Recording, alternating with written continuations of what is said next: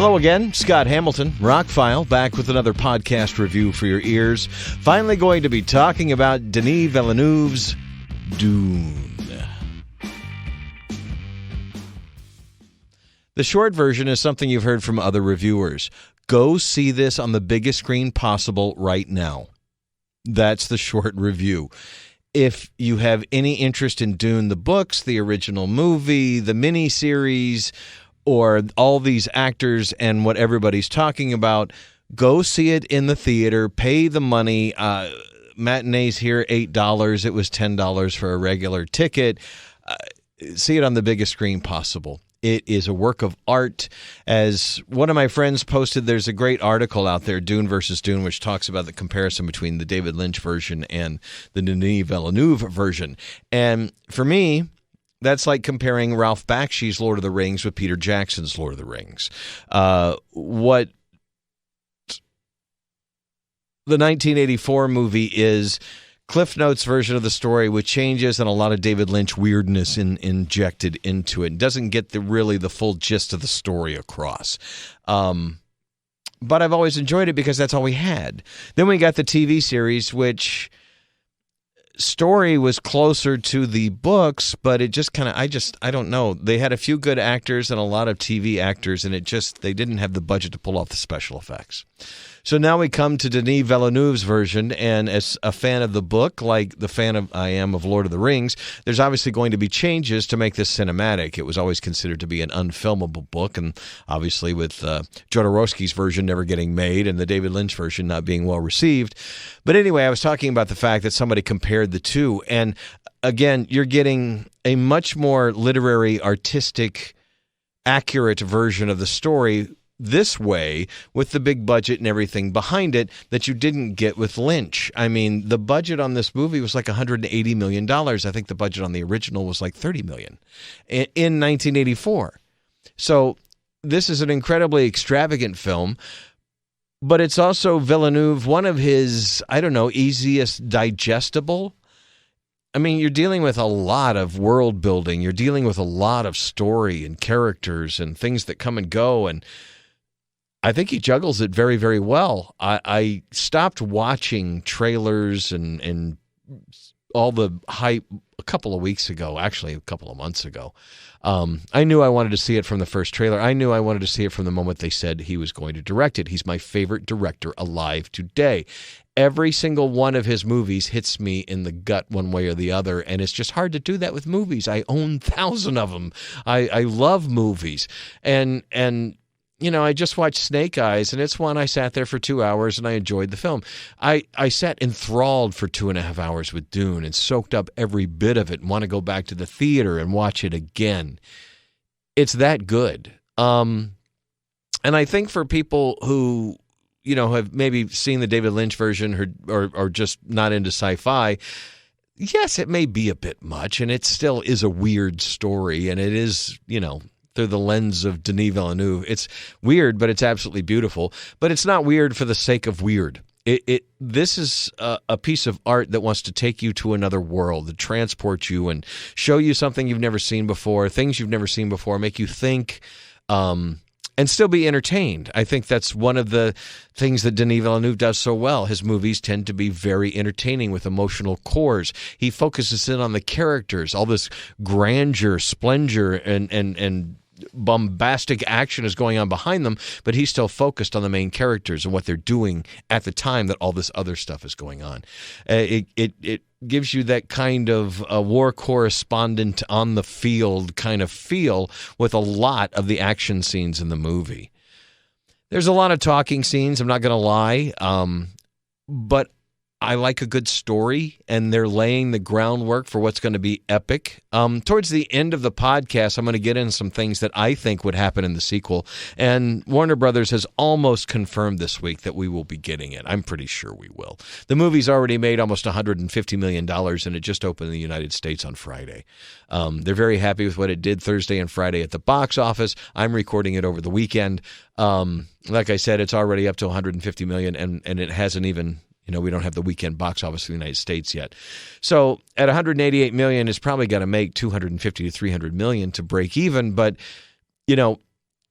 Anyway, towards the end of, I will get why they will do that, because the second movie will be much bigger and better. Not taking anything away from this, but you are getting half a movie. They have said that from the get-go, that he was not going to make this unless Warner Brothers allowed him to split it into two. And he really wanted to film them at the same time, and I wish he kind of had. But the way it's structured and the way he did move some things around, there's some cast members who won't be coming back for one reason or another, and there's some cast members that we didn't see, that were talked about that we didn't see. There's a few that weren't talked about that we didn't see that we'll have to see. But there was one huge character that wasn't talked about that we'll have to see in the second movie, because in the story they play a much bigger role towards the end. And so I think he focuses on the characters while they're active in the story as much as they can, and save some of those other characters for what's going to be the second half. Which makes sense to me, taking a step back from it. But going back to just the experience, I went on Thursday night because obviously, being a fan of the book, the previous movies, and the miniseries, I'm not really worried about spoilers. But I wanted to see it before everybody else kind of breaks it down, and I wanted to watch some of those breakdowns. But I needed to see the movie with my own eyes and experience it for myself. One of the things that makes me very hopeful that this movie's going to do very well is that the movie was pretty full. I'm in not the most populated part of Alaska. It is one of the prettiest parts, but the movie theaters are fairly small, but our theater was pretty full, and it was a younger crowd. I was one of the older people in the audience, which I think is amazing. I figured it'd be a lot of, old sci-fi dudes like me. And so that impressed me. And when it was over, I heard a lot of talk in the lobby and stuff, and a lot of people really liked it. A lot of, oh, wows, and man, that was amazing, and I can't wait for the sequel kind of stuff. And I love that. And so that, if that's what it was like here, I can only imagine what it's like in the lower 48, as we say up here. I thought the movie was fantastic. Much like Blade Runner, it's just something that you have to watch, experience. But this is easier to digest and more, shall I say, wonderful. You really are taken to an alien place with alien cultures and alien things. And there's a couple little scenes that are subtitled, which I thought was cool. There's a couple little things that aren't really explained. They go into some detail on some things. I'm glad they did. But going back to that, there's an article out there comparing. If you've watched the David Lynch movie and you watch this, you go, wow, a lot of the story is the same. Yes, in Ralph Bakshi's animated Lord of the Rings, there's a lot of things that are the same in Peter Jackson's, but Peter Jackson took 3 movies to flesh that out. Ralph Bakshi's is a 2-hour animated film. The original miniseries tried to flesh out the story more, but the David Lynch movie is 2 hours and 17 minutes. This movie is only telling half the story, and it's 2.5 hours. So you're going much deeper into these characters. One of the comments coming out was that, wow, I can't believe that many people died, and not giving anything away, but if these movies play out and it becomes a series, which I hope it does, we will see some of them again, if you know anything about the Dune story. Timothée Chalamet is amazing. I didn't know how well he would do. I mean, I know he's a good actor. I've seen him in some other things, but he really does a great job. Rebecca Ferguson also stands out. She's amazing. She's amazing in everything she's in. I think she's perfect. But she became Lady Jessica for me. It was great. Oscar Isaac, seriously cool beard. And Jürgen Prochnow, or however you say his name, one of my favorite actors from the 80s and such. He played Duke Leto so well, and I think Oscar Isaac makes it his own. I really like what he did. Stellan Skarsgård as Baron Harkonnen does great. They don't give Dave Bautista as Raban as much to do as I thought they would. He's got some great scenes. He's got one really emotional scene that I was pretty impressed with. All in all, you've heard Zendaya's not in the movie much, and she's not, but when she is, she's good. Jason Momoa is a great Duncan. If you know anything about the character, he does play it pretty well. Josh Brolin as Gurney Halleck. I thought he was great. Some of the best special effects I've ever seen on film. Some of the best cinematography. And this raises the bar for science fiction movies going forward, like 2001 did, like Star Wars did, like The Matrix did. This does. It raises the level of what you're going to come to expect, the level of realism, the level of world building, the sets, it's just the crafts are alien, but it's all integrated so well with the story and the characters and everything. This is filmed like an epic classic film, but you've got all these fantastical elements and it just all comes together. Really great special effects. I don't know if because it was delayed a year, they had more time to work on the special effects. But all in all, this Dune fan is pretty happy. I didn't expect a word-for-word translation of the book. I never do. This is one time that I go see a movie that I'm very familiar with the book. Read it multiple times. And I think they caught the essence, they caught the flavor, and that's what I expect from a movie adaptation of a book. Not a perfect adaptation. I didn't get everything I wanted, but I also got half the movie, and I'm going to hold my overall judgment until we get the second half of the story. Like I said, I think he saved some things, and that's what we'll get into now that we're over 10 minutes into this review. I really liked it. I don't have enough negatives. I really don't have too many negative things. It's half a movie is the only negative thing I can say, but it ends where it should, where you want more. When it's over, this is only the beginning. Wow. Yeah. Okay. Wow. Yeah, we're going to get another 2.5 hours of this at least. Maybe even longer. I don't know. So going into, I have no inside information or whatever, but I know the book and I know what's come before. And so he's saving some characters. There is no mention of Fade Rautha. In the book, Fade is the other nephew of Baron Harkonnen. He was played by Sting in the movie, and he got shortchanged in that one as well. In the book, Fade has this long competition with Paul, because Fade was the one who was supposed to be wedded to Paulina, whatever the woman, whatever the female the Atreides were supposed to bear. And they didn't, because Jessica wanted to give Duke a son. And so that kind of messed up his plan. So he's mad through the whole book at Paul. He wants to kill Paul. I mean, that's just, he trains to kill Paul.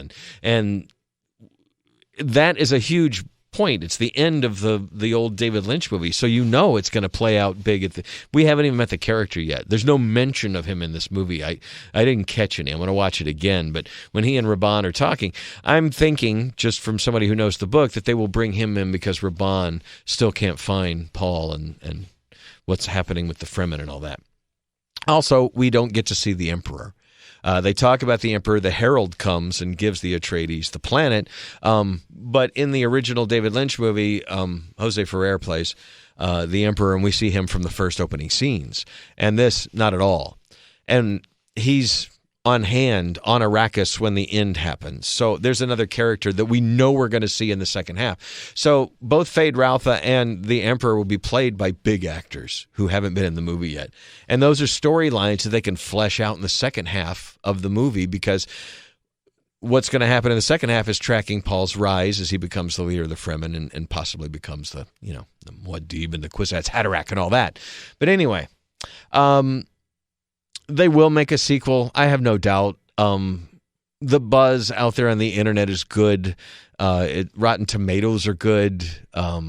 I've got friends who've seen it that loved it. There's a few people who are disappointed, and I get that. This isn't going to please everyone, but man, this is art. This is what big budget cinema should be like. It takes chances. It's a creative vision of something. It's an original idea. It's based on a book that's original, that Star Wars and other movies have pulled from this. I just think it's fantastic. I expected it to be. Then after hearing a few things, I kind of expected to be disappointed.